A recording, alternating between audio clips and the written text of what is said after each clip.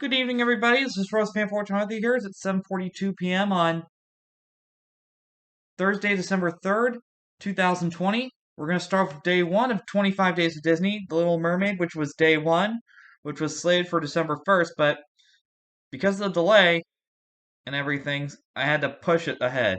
Anyway, let's talk more about The Little Mermaid. It celebrated its 30th anniversary just last year, and its 31st anniversary just a couple weeks or so ago. This film was released just in time for the 1989 holiday season and ranked in the top 10 of the highest grossing films of that year, the final Disney film to be released that decade, and it kicked off what many people called the Disney Renaissance, a slew of box office bashers, the ones that performed well at the box office. Some of them were not as big of box office bashers, but The Little Mermaid was among one of them.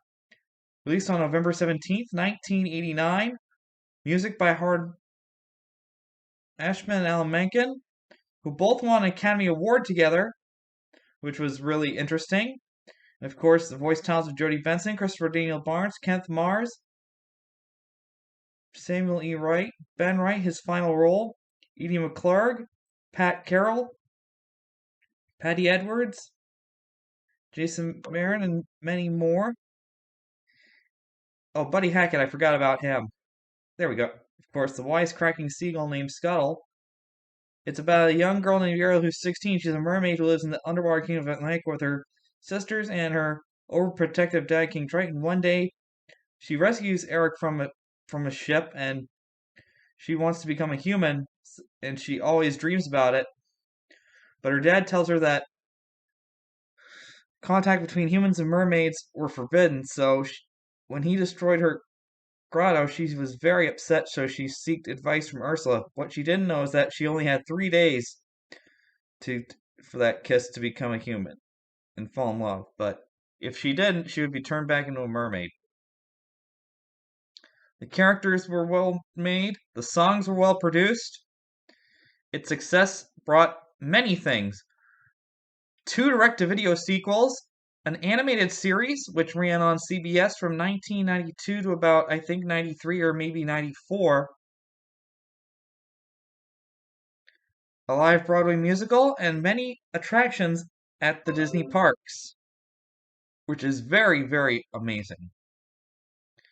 Of course, one of the most climactic scenes was when Ursula turned herself into a human in the climactic battle against Ursula to save all of Atlantica when her dad was turned into some kind of seaweed or something at the end. But all in all, The Little Mermaid, Disney's 28th animated film, released in 1989, the first to kick off the Disney Renaissance, which would go on for 10 years, ending with Tarzan in 1999.